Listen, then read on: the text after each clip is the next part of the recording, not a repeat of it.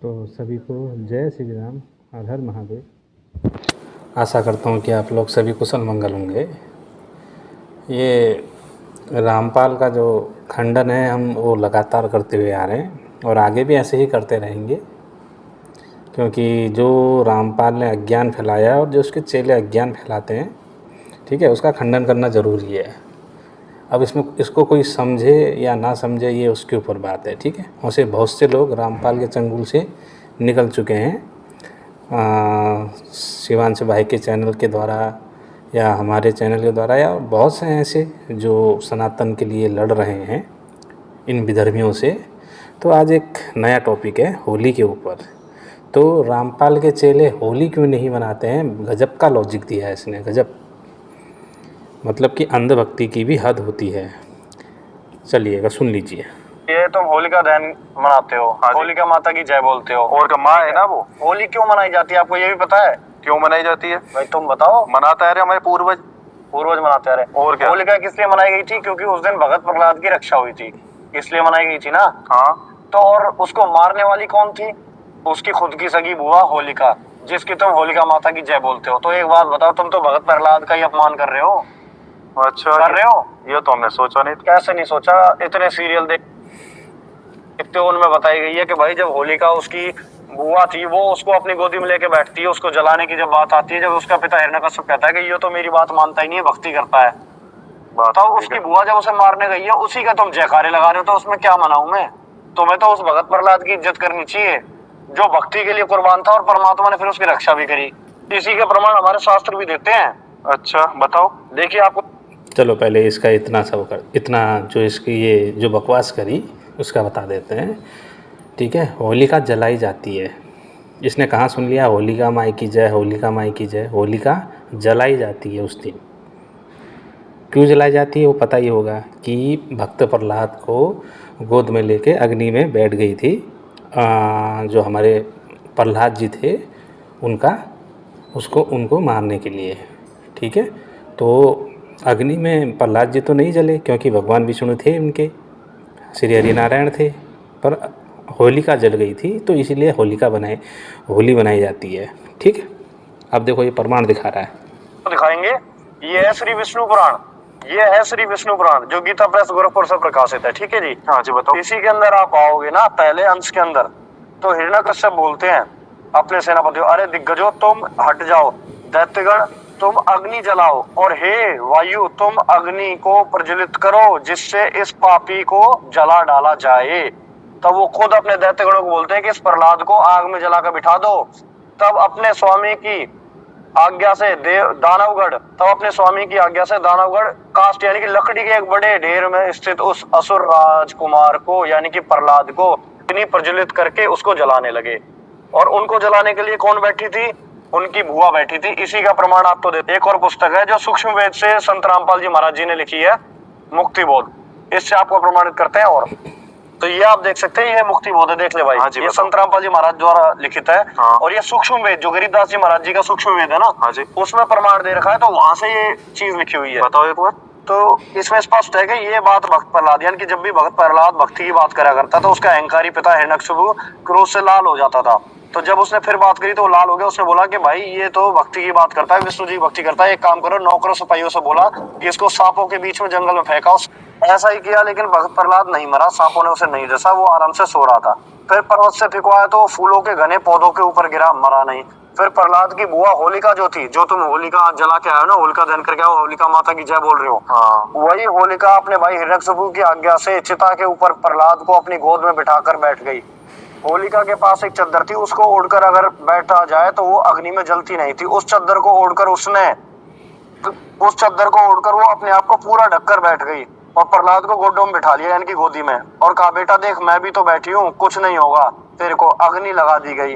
होलिका के शरीर से चद्दर उड़कर प्रहलाद भगत को पूरा ढक लिया, यानी कि तेज हवा चला दी उस परमात्मा ने शीतल पवन चलाई, तेज आंधी आई।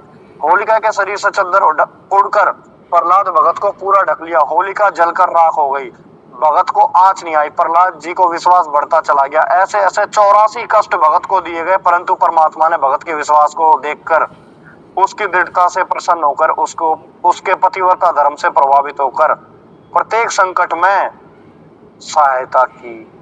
तो इसी का प्रमाण परमात्मा ने अपनी वाणियों में भी दिया है, ये आपको दिखाना चाहूंगा। ये रहा, जैसा आप देख सकते हैं कि सूक्ष्म वेद के अंदर वाणी नंबर 29 और 30 के अंदर के गरीब पतिव्रता प्रहलाद है, ऐसी पतिव्रता हुई 84 कठिन त्रासना, सिर पर बीती लोई, गरीब राम नाम चढ़ा नहीं, अविगत अगाध दाव ना चूक्या चौपटे पतिव्रता प्रहलाद। कि वो प्रहलाद जो थे ना, उन्होंने अपना दाव नहीं चुकाया, कि उस परमात्मा के लिए लगे रहे। जैसा कि आपने देखा संत रामपाल जी महाराज जी ने सूक्ष्म वेद से प्रमाणित करके बताया है। अब आप खुद बताओ कि आप किस त्योहार को मनाओगे। दूसरा, ये जो आप त्योहार मनाते हो इसमें तो बहन बेटियों का अनादर होता है, उन्हीं की इज्जत। चलो पहले इसका खुलासा करें। ठीक है, इसका कहने का मतलब ये है कि जो भक्त प्रहलाद थे उनकी जो रक्षा है वो इनके जो काल्पनिक कबीर परमात्मा है उसने करी। ठीक है, हमारे किसी भी सनातन शास्त्रों में दिखा देना कि भक्त प्रहलाद की जो रक्षा है वो कबीर दास ने करी, मैं भी नाम दीक्षा ले लूँगा। ठीक है, और जो सूक्ष्म वेद वो ये कबीर वाणी, हम उसको उतना ही मानते हैं जितना हमारे ग्रंथों से वो मैच खाता है। ठीक है, जो मैच नहीं खाता है वो सब गपोड़बाजी है। समझ में आया? ठीक है, और आगे सुनिए। के साथ खिलवाड़ होता है। फिर कैसा त्योहार? आप फिलहाल वर्तमान में ब्रज से आई हैं, कई बहन बेटियों के इंटरव्यू हैं जो ये स्पष्ट तौर पे एक्सेप्ट कर रही है कि यहाँ पे होली के नाम पे, रंग लगाने के नाम पे उनके जो प्राइवेट पार्ट है वहां पे जबरदस्ती करी जा रही है। पिचकारी मार रहे हैं तो निशान लगा के मार रहे हैं, तो ये कैसी होली है? अपनी बहन बेटी को बाहर भेज दोगे क्या? हाँ भाई, तुम पे करवाया जाता है ब्रज, भेज दो, हमें क्या दिक्कत है? कोई अगर हाँ, अब देखो लॉजिक क्या दिया कि इस दिन क्या होता है कि रंग लगाने के चक्कर बहाने जो माताएं बहनें होती है उनके प्राइवेट पार्ट में मतलब छेड़खानी किया जाता है, करते हैं। अरे तुझसे कौन बोल रहा है ये चीज़ करने को फिर कि छेड़खानी कर? तू अच्छी से बना ना, जैसे बनाई जाती होली, हाँ, सभ्य तरीके से गालों पे रंग लगा के टीका लगा के बनाई जाती है, तो वैसे बना। हाँ, और जैसे 2-4 लोगों ने ये गलत हरकत कर दी तो इसका मतलब वो त्यौहार गलत हो गया। जैसे मान लिया जाए अभी हाल फिलहाल में एक प्लेन क्रैश हुआ था हमारे इंडिया में ही, बेचारे बहुत से लोगों की उसमें जान चले गई थी।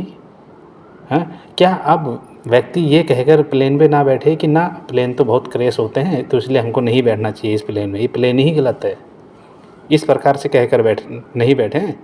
तो ट्रेन से जाता होगा, ट्रेन हादसे कितने हो चुके हैं, उस समय ये क्यों नहीं कहता कि अरे ट्रेन में हादसे होते हैं, मुझे ट्रेन में नहीं जाना? हाँ, बाइक चलाता होगा, बाइक के भी बहुत सारे एक्सीडेंट हुए हैं, उस समय तो नहीं कहा कि बाइक गलत है कहकर। इसका अर्थ ये हुआ कि अगर बाइक से किसी का एक्सीडेंट हुआ है या तो बाइक चलाने वाला सही नहीं था, तेज़ चला रहा था। तो गलती यहाँ पर त्यौहार की नहीं है, गलती उन लोगों की है जो ये चीज़ कर रहे हैं। त्यौहार गलत नहीं है, त्यौहार को गलत रूप में मनाने वाले लोग गलत हैं। पूरे हमारे भारत में ऐसे लोग भी हैं जो बड़े अच्छे तरीके से अपनाते हैं। अब 100% में से कुछ 2-4% लोगों ने ये गलत कृत्य कर दिया, तो इसका अर्थ ये नहीं हुआ कि जो हम त्यौहार बना रहे हैं वो गलत तरीके से बना रहे हैं या गलत है वो। ठीक, तो मेरे रामपाल के पाखंडी बाबा के अंधभगत, ठीक है, लॉजिक भी कुछ ऐसा दिया करो ना कि दूसरा सामने वाला व्यक्ति काट ना सके। मुझे पता है कि तुम ये लोग त्यौहार क्यों नहीं मनाने देता है रामपाल को पता है कि तुम्हें सनातन संस्कृति से तुम्हें दूर भगाना है, इतने दूर ले जाना है तुमको कि तुम वापस ना आ पाओ और अंधभक्ति की चादर ओढ़े रहो रामपाल की। ठीक, चल आगे भौंक। उनके शरीर पे गलत तरीके से छुएगा तो उसके आप खुद जिम्मेदार हो। हम तो इसलिए नहीं मनाते होली। पहली चीज तो संत रामपाल जी महाराज, इसने कहा कि हम तो इसलिए नहीं मनाते हैं होली कि गलत तरीके से लोग टच करते हैं। अरे तू अपने घर में बनाना बैठ के, तू मत कर टच। हाँ, तू तो सभ्य है ना, लोग तो, और तू तो सभ्य है, तू सभ्य तरीके से बना। मतलब कि उन्होंने गलत किया तो तू भी नहीं बनाएगा कि हाँ होली नहीं बनाऊंगा इसलिए कि क्योंकि कुछ लोगों ने गलत तरीके से रंग लगाया इसलिए मैं नहीं बनाऊंगा। हाँ, तेरे को इतने एग्जाम्पल दे रहा हूँ। हाँ, स्कूल में 100 छात्र पढ़ते हैं, 100 छात्र में से 4-5 छात्र कुछ मतलब कि फेल हो जाते हैं, तो स्कूल तू इसलिए नहीं जाएगा कि अरे यहाँ तो 4-5 छात्र फेल हो गए तो इसलिए मैं स्कूल नहीं जाऊँगा, ये स्कूल ही गलत है कहेगा। स्कूल गलत नहीं, वो छात्र गलत थे। ठीक है, इस चीज का खंडन करते हैं कि आपको अगर होली मनानी है तो जैसे भगत प्रहलाद की रक्षा हुई ना, आप वो होली बनाओ, राम नाम की होली मनाओ।